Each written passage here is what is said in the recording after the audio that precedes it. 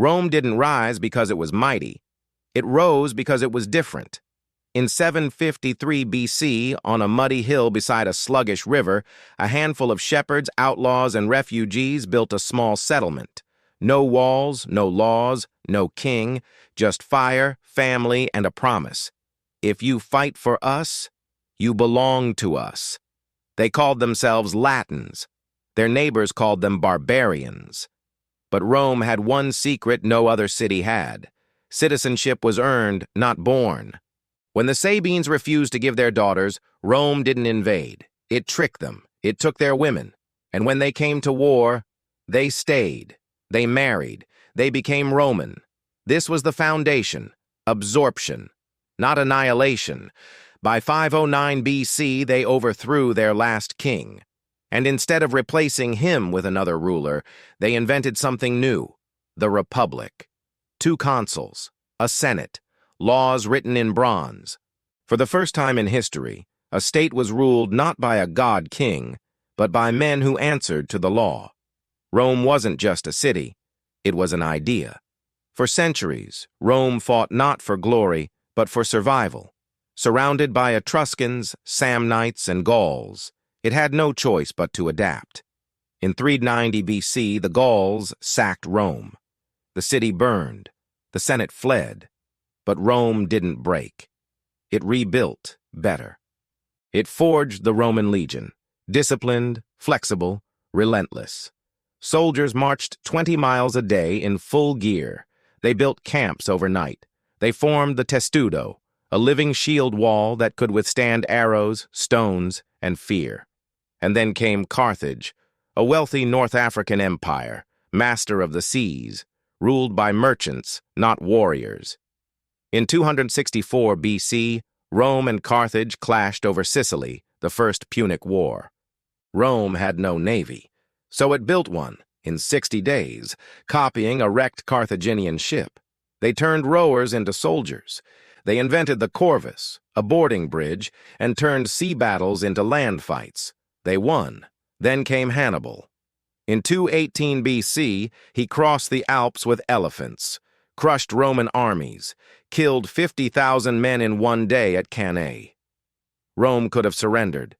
It could have begged for peace. Instead, it raised new legions. It refused to negotiate. It starved Hannibal out. And when Scipio Africanus finally defeated him at Zama in 202 BC, Rome didn't just win the war. It became the dominant power of the Mediterranean. It didn't conquer because it was strong. It conquered because it was unbreakable. With Carthage gone, Rome turned east. Greece fell, not to swords, but to admiration. The Romans didn't destroy Greek temples. They copied them. They studied Plato. They hired Greek tutors for their sons. They turned Zeus into Jupiter, Athena into Minerva.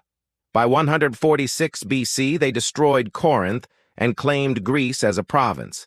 Then came Asia Minor, then Egypt, then Syria. But Rome didn't rule like a conqueror. It ruled like a builder.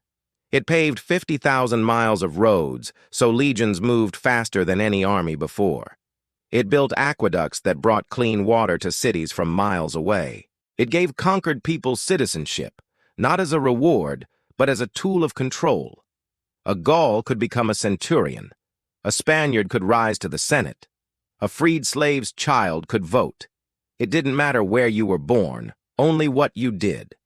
And when a man swore loyalty to Rome, he didn't just serve a city, he served a civilization. By 14 AD, the empire stretched from the deserts of Egypt to the forests of Germany, from the Atlantic to the Euphrates. It was the largest empire the world had ever seen, and it was still growing. But power corrupts, even when it's earned. The Republic was designed for a small city, not a world empire.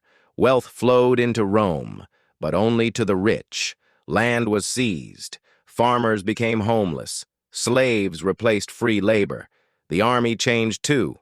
Soldiers no longer fought for Rome. They fought for their general. Because generals gave them land. They gave them gold. They gave them purpose. And then came Julius Caesar. He conquered Gaul. He defeated Pompey. He was named dictator for life. He reformed taxes. He gave land to veterans. He changed the calendar. But he sat on a golden throne. He accepted divine honors. And when Mark Antony offered him a crown, he refused it. Yet the Senate knew he didn't need the crown.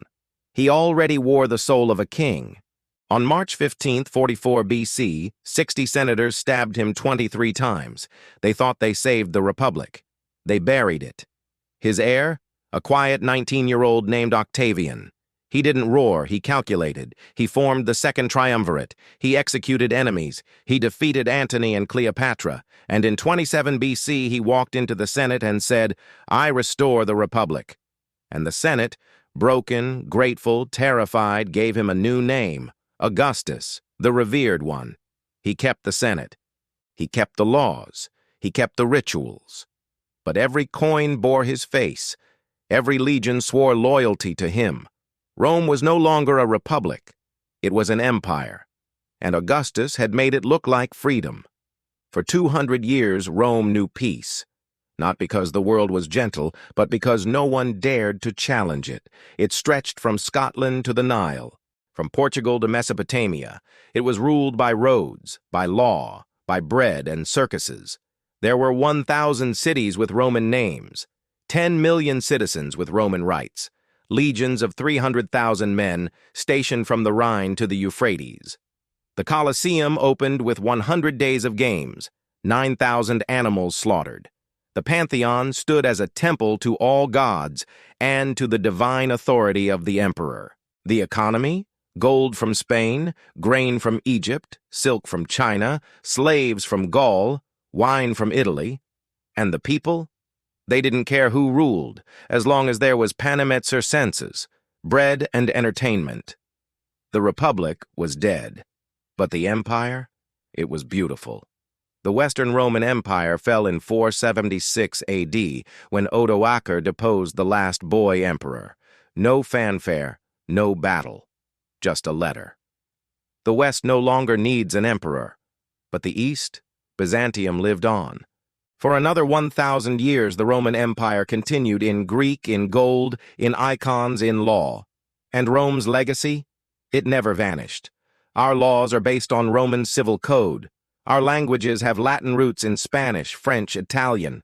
Our architecture has arches, domes, aqueducts. Our government has senates, republics, checks and balances. Our calendar is the Julian, refined into the Gregorian. Our word for emperor is Kaiser, Tsar, Caesar. Even Christianity, once persecuted, became Rome's state religion. And with it, Rome's soul was reborn. The Roman Empire didn't die. It evolved. It spread. It became the foundation of the modern world. Rome began as a village of shepherds. It became the center of a world. And when it fell, it didn't vanish.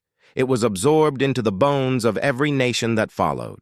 We still live in its shadow. Every law you obey, every road you drive on, every vote you cast, that is Rome.